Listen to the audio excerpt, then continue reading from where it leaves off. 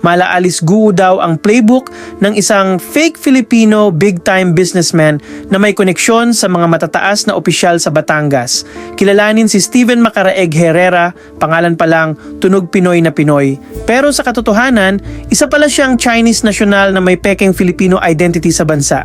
Nauna nang naaresto si Herrera noong July 2024 ng Bureau of Immigration dahil sa paggamit ng fraudulent Philippine documents. At dahil dito, na-detain siya sa loob ng 2 taon.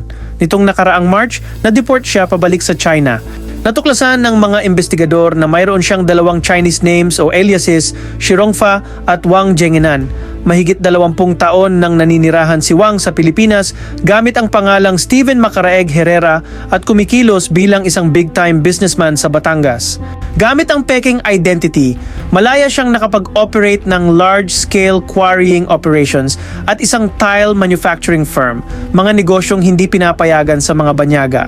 Pero sa latest exclusive report ng bilyonaryo, natuklasan na malakas pala si Wang sa ilang local politicians sa Batangas, hindi lang Alice Guo playbook. Ang mas matindi at mas nakakabahala, mala Michael Yang din ang galawan. Michael Yang is always with Premier Wu ng China. Every time magpunta dito kasama yan. Papayag kaya ng ambasador yung satellite nila malam. Papayag kasi Michael Yang magpunta-punta dito kasama-kasama yung ambasador. Kagaya ni Michael Yang na pinaniniwala ang nag-groom kay Rodrigo Duterte, suspected spy rin umano si Wang.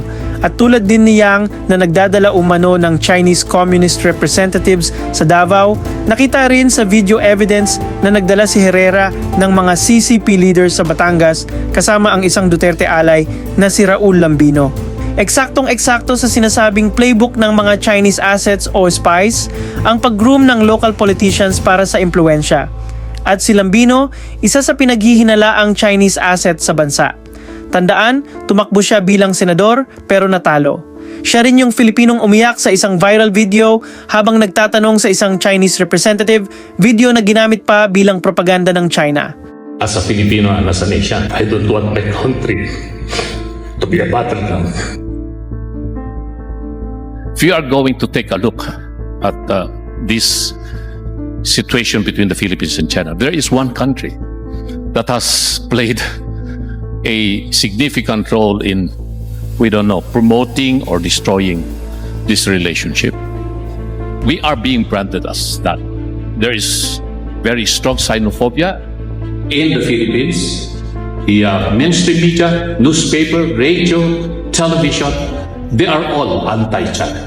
But you can be certain, Mr. Ambassador, that there are Filipinos who really love China and the Chinese people. Ngayon, ang mas malaking tanong, sino-sino kaya ang mga DDS politicians sa Batangas na naging malapit hindi lang kay Wang o Herrera, kundi pati sa mga Chinese CCP leaders? At ang isa pang nakakabahalang tanong, may ginugroom din ba sa Batangas na susunod sa yapak ni Duterte bilang isang Chinese puppet o Manchurian candidate in the future? Matapos ang ilang taong pananatili sa bansa, deported na ang Chinese national at businessman na si Steven Herrera. Pero bukod sa kanyang peking identity, questionable rin umano ang kanyang koneksyon sa ilang mga opisyal sa Batangas kung saan nakatayo ang kanyang mga kumpanya.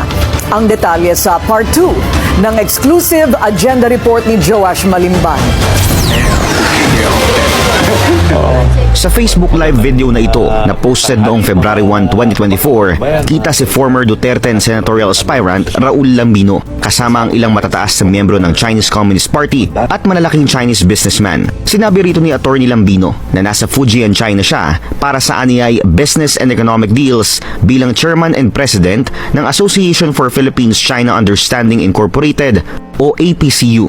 Spotted sa video si Steven Herrera, ang big-time businessman sa Batangas na unang iniulat ng Billionaire News Channel na arestado noong July 2024 at na-deport nitong March 2026 matapos mag-ala-Alice Guo. Listed si Herrera bilang major shareholder ng dalawa sa mga pinakamalalaking quarrying operations sa Taysan, Batangas, ang Eco Summit Aggregates Corporation at ang Golden Mountain Aggregates Corporation at dating authorized representative naman ng isang Chinese-owned tile manufacturing company. Sa isang bahagi pa ng video, spotted din si incumbent Vice Governor at nooy Batangas Governor Hermelando Dodo Mandanas. Ito yung aming mission ni Governor Mandanas, mapalapit muli ang ugnayan ng Pilipinas at China sa pagninegosyo ang pinuntal namin dito.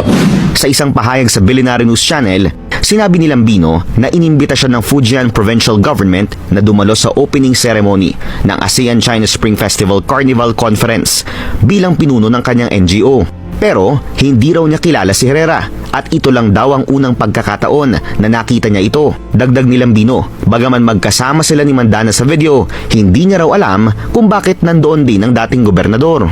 Noong araw na inaresto si Herrera, kinumpirma rin sa amin ng Immigration Bureau na pinuntahan siya ng isang Attorney Virgilio Macasait Jr.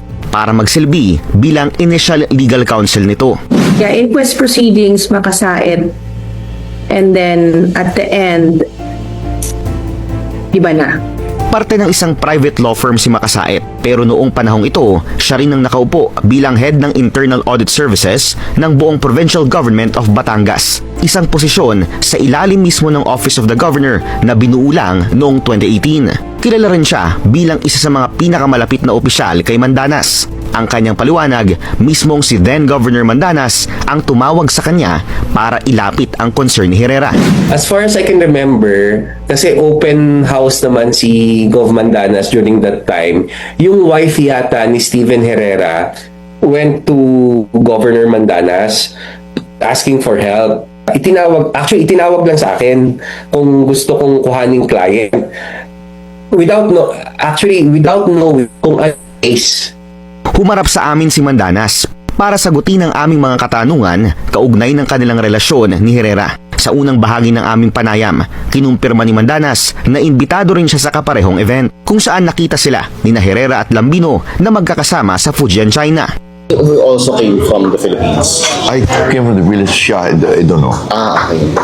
Pero why was he in the meeting as well? Doon? Well, it was an invitational thing. I guess he was a member of the association.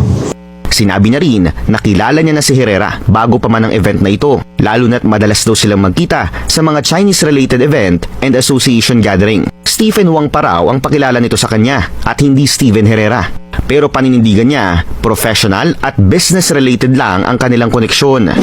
Sinasabi niya sa akin, kundi siya, nasa mining siya. I think, pag ginugol mo yung pangalan niya, nandun siya. May investment siya sa mga naka-listed sa market. Pero tila inconsistent ang naging pahayag ni Mandanas patungkol sa legal proceedings ni Herrera. Sa unang statement sa amin, sinabi niya na sa amin niya lang nalaman na nakalabas na ng bansa si Herrera dahil no contact na raw siya rito at sa kanyang asawa matapos ang nangyaring pag-aresto. As a matter of fact, hindi ko alam na nakalabas na pala. Hindi ko. So wala po kayong balita na dun sa wife niya rin ngayon? No, hindi ko alam.